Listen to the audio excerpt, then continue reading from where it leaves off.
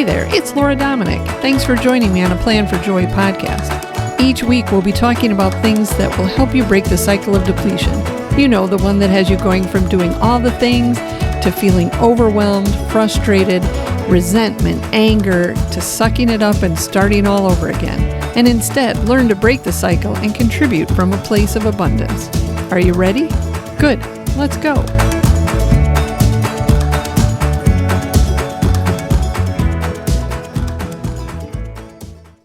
Hello and welcome to a Plan for Joy podcast. This week I am doing something I haven't done before, and that's having two guests on at the same time. And to confound things even further, we're all named Laura. So that is going to make it difficult more difficult if you're listening on just audio. Those on YouTube at least can see who's speaking, so you'll be able to tell the difference. But these two Lauras and myself have been friends for, we think, about 20 years, right? So I just want to introduce each one of them. So you kind of have, I think I'll go by, we've done it with middle names, but I think, because I can't ever remember whose middle name goes with who, I will go with Laura B, Laura D, which is me, and Laura S. Easy that way to distinguish who's talking. So Laura B has been married to her husband, Michael, for almost 43 years. They have 10 children whom they homeschooled for 31 years and 16 grandchildren with one more due in October. So definitely a friend of overwhelm. just from that little bit of background. And then Laura S. is also a a veteran homeschool mom of two children. So you obviously know now how we got to know each other. They're both young adults at this point. She homeschooled through their entire 12th grade. Since her daughter graduated, her youngest, in 2018, Laura S. has been working part-time as a tutor for other homeschooling families, teaching writing, speech, and theater. She loves poetry, which she is very good at, and watching old movies, taking walks with her husband, Jeff, and taking care of their rambunctious Aussie Shepherd, Dash, who is adorable. So thank you, ladies, for being willing to be here and talk about something I think is important, and something that I think gets lost, especially when we have a whole bunch of little kids, is friendship between adults. You know, we focus so much on our kids being friends or finding friends and doing things and all that I think a lot of times when we're raising our children, we kind of forget about ourselves. We've been friends for a long time, and we also spent at least 13 years in the same prayer group. Through Miles Christi, we went on retreat together, which I think, and you guys can speak to this too, when we have that spiritual connection as well as the connection with our children and all of the activities and that, it really helps to solidify a friendship. So I really think the spiritual aspect is what makes it possible to make it such a deep bond, you know? So we can talk to each other about anything at this stage. Just the prayer intentions and checking in, how's it going with that prayer intention and sort of like that. Well, and when you're in the middle of it, it's nice to know you've got people backing you up with prayer. Other than the fact that we all have the same name, what do you think it was that, and the spiritual aspect, or what other things do you think allowed us to remain friends for so long? Well, I think that, first of all, when things started out, we were all in the same boat. We've all got kids. We're trying to homeschool and sometimes feeling inadequate and struggling. And it just really helps to talk to other people and know that you're not the only one going through the struggles. Even if we don't all have solutions for each other, we can, have some camaraderie and laugh about things and right. Relax a little bit. So, of course, the two of you, when I joined our homeschool group, you were both veteran homeschool mothers long before me. And so I looked up to the both of you and got plenty of advice along the way from great advice from the both of you. So that helped me. Yeah. Yeah. And especially, I mean, I know not everybody homeschools, but I think one of the hard things about homeschooling is that a lot of times, and I keep telling my kids this, or I have over the years, is that a lot of times friendships develop because of proximity. So because you're all in the same school or you're all on the same sports team or whatever. But yes, we were all homeschoolers, but proximity wise, Not so much.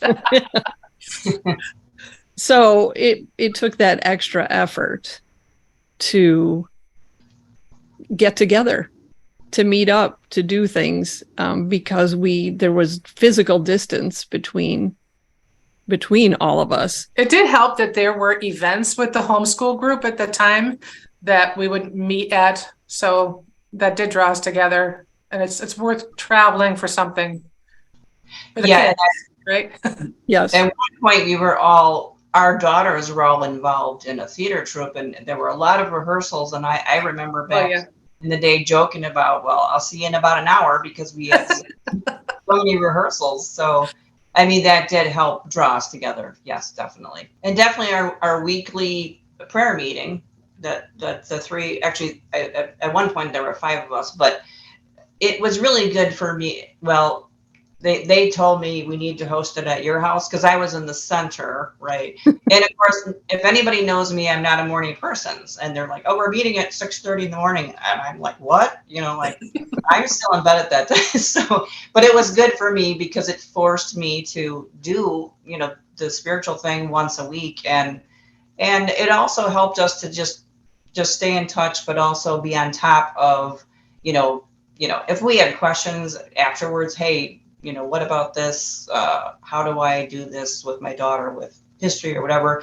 Not to get back to the homeschooling, but it was a great way to reconnect every week. So. Yeah, and all of us homeschooling, the only time we really could do it was early in the morning when the kids didn't need us quite as much. Yeah. Right. Usually didn't have a scheduling conflict at 6:30 in the morning. So. And you kind of brought up a good point about friendships. The importance of friendship is to help each other grow. And so can you think of some ways in which we grew or we helped each other?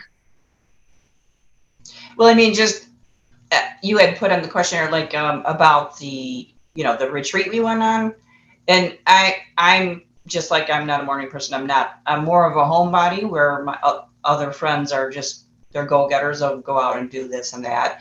And I think Laura D, it was you that said, hey, why don't you come on this retreat? And I think if you hadn't reached out like that, I probably would have just let it go like, oh, I'll do it next year. But you're the one that got me to go, and it ended up being a great, wonderful retreat. So. Right. Kind of one of those pivotal moments, really. Mm-hmm. Yeah. And what I've loved about the follow-up, all the formation meetings that we had, they did not have simple little talks for us to listen to. They were deep and complicated and challenged us spiritually. And boy, did we have some interesting discussions over the years. It's like trying to understand the finer points of it, or trying to, well, does it really mean this? I don't know if I like this. That helped tremendously to really, really deepen our relationships and help us. We did help each other grow a lot through those discussions after the talks, Oh, definitely. Yeah. Yeah. And so at times not that I can recall specifics, we probably didn't agree about things. How does that work in a friendship? I think that if you disagree with a friend about something, maybe talk it out, but at some point, if you realize, okay, we're just on the different pages with this topic, then you just have to respect the other person. Well, that's how they feel about it, and kind of let it go. I guess that's my take on it. So, and it takes some humility to step back and say, I don't know everything, and while I may know a lot, like, I've been gardening for 40 plus years. I still don't know everything about gardening. There may be somebody who's a newbie who has a little tidbit of information that I didn't know about, and I can still learn from them. So it helps to be humble and say, well, okay, I don't know everything, but I disagree with you on this, but that's okay. I'll keep it in the back of my mind and, and learn from it. So. And it's funny that you mentioned, Laura B., that you mentioned humility, because I remember with the talks with formation, that the priest that would write the talks, we used to joke about, oh, here we go again. It always goes back to humility. Yeah. Because of the humility and just the deepening of our friendship, we were able to overlook things that we didn't agree on or whatever. But again, one of the skills that we talk about is boundaries. And, I think in any friendship, you have to have boundaries in the sense that, okay, this is really an important topic for me. And if we keep butting heads too much, then I have to draw that boundary in that topic. But for the most part, I think you can really just, it's a skill.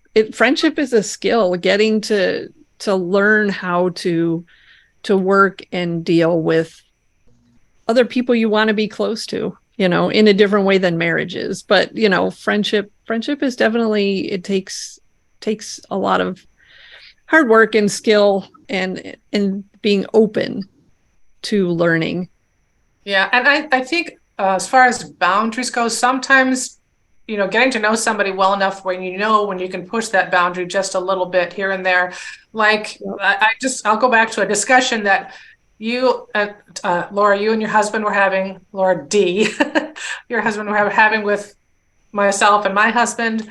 And you commented to me somewhere along the line that, do you realize that everything your husband says, you react negatively to or put him down or whatever? And I'm like, you had the guts to say that to me, and I needed to hear it. So that's a really important aspect of friendship too, is knowing when you can push those boundaries. And again, being humble enough to hear, because that person cares about you there and you trust them enough to take it, whether it feels good or not.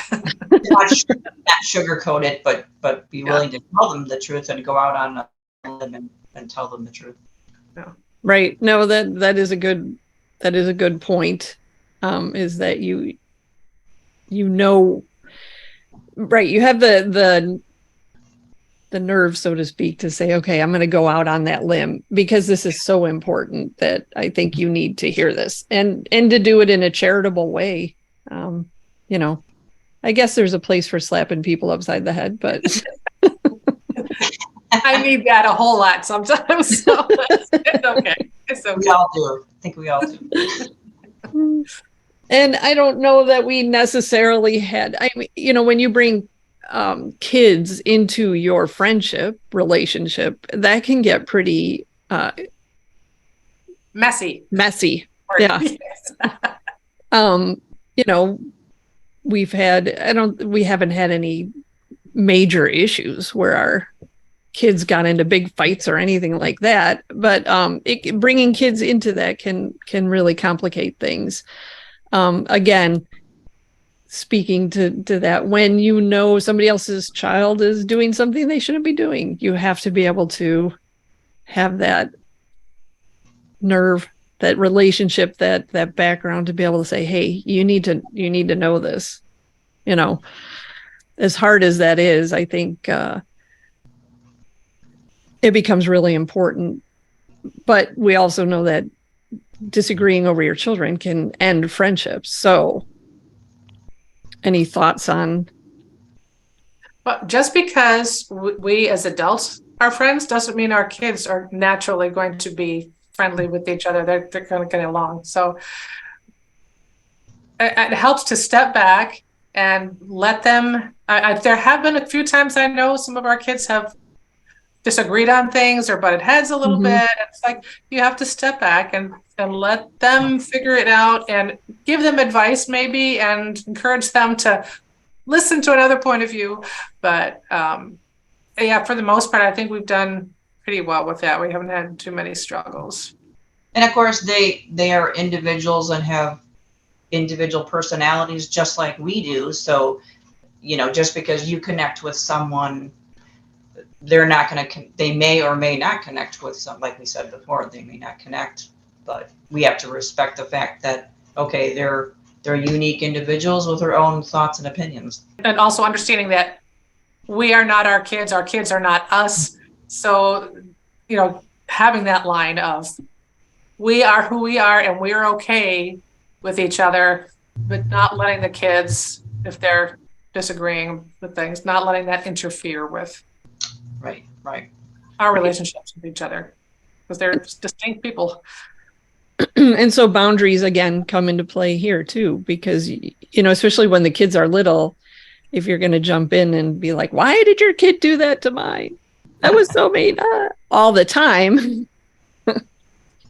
It's going to put a strain on the friendship. And so you need to, like you guys said, kids are going to be kids and they're not always going to get along. And so I think it's important, especially if you're in one of those relationships where your kids are having difficulties, to realize that sometimes you need to just let them be, right? And work on maintaining the friendship on the adult level.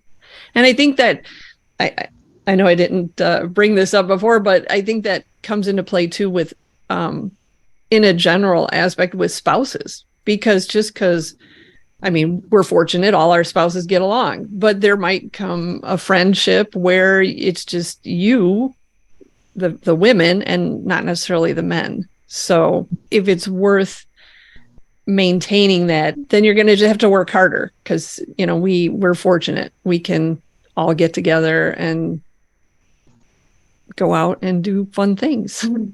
Yeah, that's where it helps to have something like formation that we kept going to, that was just the women, or going out to breakfast together, or whatever we would do. That, yeah, it's something that, women need to get together apart from their husbands anyway, because we just have more verbal needs and support needs, and our husbands cannot provide all of that for us. They talk about overwhelm for them, So it's really good that we do have something. Yeah, go ahead.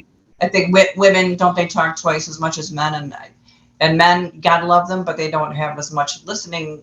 I don't know if skills is the right word, but capacity. Are really good at listening to women and women's issues or women's problems, and they help you talk through it. And sometimes we just need to talk through it. Whereas men want to fix it, whereas women will just listen, help you think through it. So, just to touch on that, I think we went through a time in our homeschool group where it was a very much I don't know what the right word for it is, part of the culture that, you don't do anything without your families. And I know that was very hard for me, because like we were just saying, I needed that time to go out to breakfast. Or I think women especially need that, because we're the ones that are there with the kids 24/7, and you can lose your sanity. I remember when I was a new mom, I had one little baby, but boy, she was a handful, screaming and the projectile vomiting, and you just couldn't make her happy. And I was alone in the neighborhood. Every other woman in that neighborhood had a job. I didn't have a car, and I was alone. It was really rough. And I remember one of the second generation homeschoolers in our homeschool group, a period of time that she was really struggling and depressed. And I thought, these young women, they need to get together. My grandmother talked about when they were young, whether young or old, all the women in the neighborhood would get together and have coffee, whatever. The kids are at their feet, but they had that time to support each other. And we all need to know that we're not the only ones struggling with the things that we're struggling with. Everybody else is going through it, and maybe we can help each other through it. So, right. And even if a young mom is stuck at home with the little ones, even reaching out on the phone sometimes, that'll help you through the day. I'm going crazy. I am too. Okay, I'll pray for you. Yeah, I'll pray for you. Sometimes that's all you need. Yeah. Right.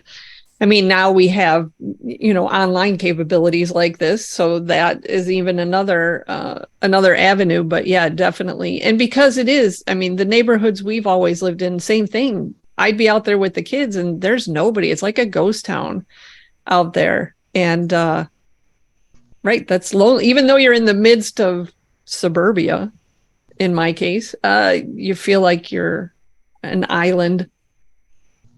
So It's not the world we grew up in. no. That's for sure. Yeah. And I think, and I've heard that more and more from other mothers, just in online conversations, that they just don't have that community because they're geographically, there's nobody right around them, or they don't have family around them, or they don't have that people that they can just reach out to. And then too, as our kids get older, we lose them as our buffer to making new friends. So any thoughts on the whole spectrum, how to even make friends as a young mom, as a mom with older kids, any ideas any thoughts on that? Well, we always started with church, and like when we first moved to Pennsylvania years ago, there was a parish retreat that was coming up. We said, well, let's go on the retreat, because you're going to start bonding with people on a different level than just the casual Sunday morning. So that helped a lot. We made some friends there pretty quickly. Getting involved with the homeschool group helped. But I think church is just such a good place to start. Get involved with church, even if it's just a small group of people you get to knowing, and then it blooms from there. But anything that you're interested in, like my daughter Christine, who is an artist, getting out and taking an art class to get away from the kids a little bit, and other people, and there are just things there's always things that you're interested in. If you start finding a little club or a little group or something and connecting with people that way. Yeah, and maybe if you can't find a club, or you're not connecting at church for some reason, there's nothing available, or you can't find a club, maybe start one, because there's probably a lot of women out there that are in your same boat. They're just looking for someone to reach out and, just ready to jump in. That's a really important point, Laura, because that's something that I struggled with for a long, long time, with, just insecurities and not feeling like I was good enough. I did not reach out to people because I thought, well, I'd like to help them, but why would they want help from me? Why would they want to be friends with me? I may want to be friends with them, but I don't know. So I held back, and I look at it today and I go, wow, the opportunities that I missed to reach out to people and help people. So that's really good. A really good way to go. Right. Because a lot of times when you reach out to help other people, so maybe even a volunteer opportunity, or, things like that, even if it's a one-time volunteer opportunity, a lot of times when you're helping other people and you're looking at it like, okay, I'm going to start this group for other mothers who might be struggling, you tend to engage a lot more because, you're getting out of yourself. Right. And reaching out to help others who might be in need also. What qualities do you think make a good friend? Well, I think it goes back to being a good listener. I think that's important. But I also think that, sometimes we need to just step away, and sometimes we need the person to be involved. So it's just finding that fine line of, should I approach her, ask her how she's doing, or should I just give her space? Sometimes it's hard to find that fine line, but I think listening is a pretty important skill that a lot of people don't cultivate. I think honesty is something that I really treasure in friendship. Like I said, when you reached out and when you stepped out and said something that I needed to hear, but also seeing the positive in each other. Flexibility. Because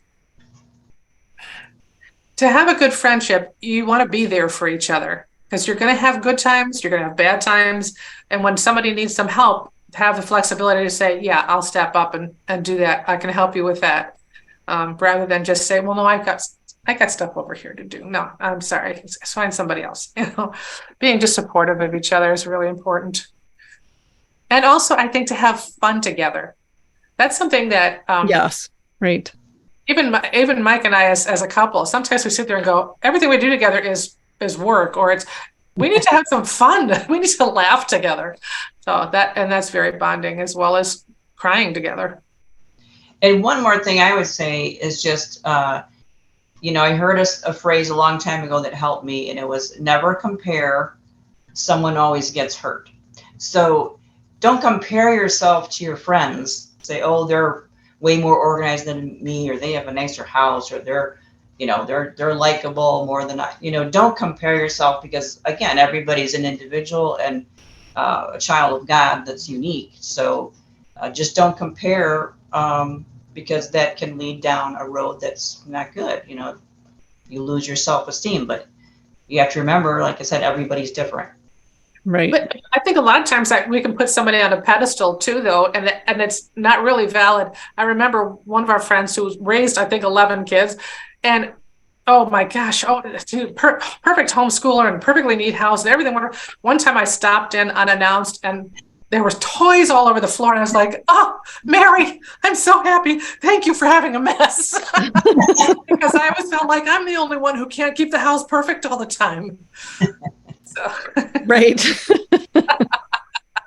So I mean, yeah. We all struggle. Don't compare, right? Yeah, right. Don't compare. And I heard something really. Oh, go ahead. Something really good recently. A friend and I were talking about. Sometimes I have a tendency to, especially as a mom and a homeschooling mom, I see things and okay, that needs correcting. So I say something about it. But it's the negative things that I talk about more than the positive things. And she said a priest told her, hold up the gold. When you go mining for gold, there's a lot of dirt in there, but you pull it out and you pull up the gold, you let the dirt drop, you hold up the gold. So I'm going to get my daughter to paint me something, a hand with some gold in it and whatever, and put that phrase up there, because I just love it. That's a great thing to keep in mind. Hold up the gold, see the best in people. Yeah. That helps friendships too. Yeah, right. Well, I mean, again, a lot of what I talk about in the community, the Moms Finding Joy community, is mindset. You can grow in your mindset, but having like a always negative or a very fixed mindset can really inhibit a friendship. So being able to see that positive in other people, and in even then, like what you guys were saying, being able to look at another mom and say, okay, I'm not like that. I wish I was, but let's pull out what I can learn from that, instead of getting all upset and feeling bad about myself. Right. What can I learn from her?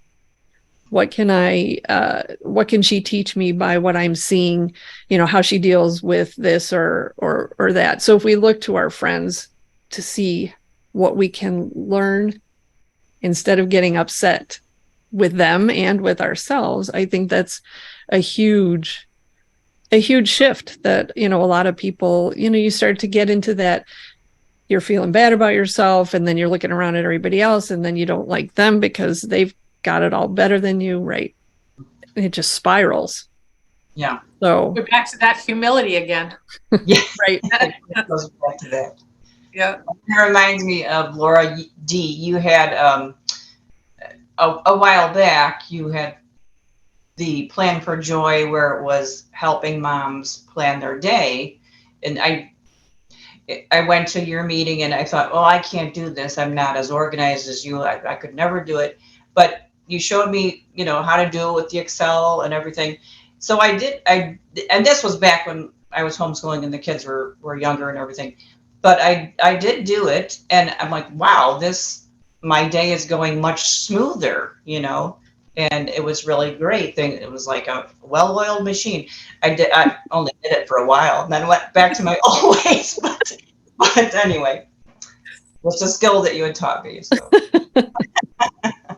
I guess I would like to say, I hope people get from this conversation is that our friendship has lasted a really long time, and it wasn't based on just getting together and, let's say, gossiping about everybody. I mean, that there was depth. We went deep, and that's what I think really built a friendship that has stayed solid for as long as it has. So if you're struggling in your friendships, maybe find that one person that you feel like you can go deep with, and then figure out, how to do that. Pray together, do a Bible study, or just have some coffee talks, get together and have those deep conversations, because that's what's going to make a rewarding friendship, I think, is getting off the superficial level and just digging in there. Any thoughts on anything else that might help people to either build or dig, or I was just going to say, even if it's only one good friend, you don't have to think I need all these friends. If you have one solid, great friend that you can get together and pray with, that's going to help you right there. So. Yeah. And I was going to say something along the same lines. Is we're not going to have that same depth level with everybody. You really can't. And to have one or two, I think it helps to have two, so you don't overwhelm one other person. And you can have deep conversations with other people too, but you're probably only going to be a couple of people that you really have that solid bond with. Any other thoughts that you would like to leave other women with? I'm looking at us right now, and now officially all three of us are no longer homeschooling. We don't have we're not doing formation. I've moved a couple hours away, so we don't have all the same things to bind us together. So now we're in a new phase of our friendship. I think that we have to work a little more to make sure we stay connected, but we have that foundation of how valuable our friendship has been. And so I think we'll manage to get through that. Yes. Right. And just like you had mentioned earlier, Laura D, about marriages, we work hard at our marriages, but friendships take just as much work as a marriage does. Maybe not the exact amount, but you can't just let it sit. You do have to work at it. Right. And I mean, especially my background, I'd never had any sisters. So for me, deep friendships were crucial, because I didn't have that sister relationship to kind of fall back on. And I know even if you do have sisters, it might not be that, you might not have that strong connection. So that's where I think other women friends are so important. I hope that this has been beneficial for those of you listening. It's been a joy for me to share this with two of my very dearest friends. And so I appreciate you guys being willing to come on here and share your wisdom with everybody, because friendships they take work, they take effort, they take commitment. And when you put that in, it pays off big time. Right. Well, thank you so much for putting this together, Laura. It was a great topic to talk about. Yeah, my pleasure. Thank you for asking me to be here. So it's been wonderful. So from the three Lauras, we hope that you have enjoyed this. And again, feel free to like and share this podcast. If you have any questions, you can drop them in the description comment box below. And, I'm always happy to reach out. And if you need to learn the skill of building a good friendship, then consider looking into Moms Finding Joy community, where we're always learning new skills and growing as individuals. So thanks. Have a great week, you guys. And we'll see you later. God bless. Bye.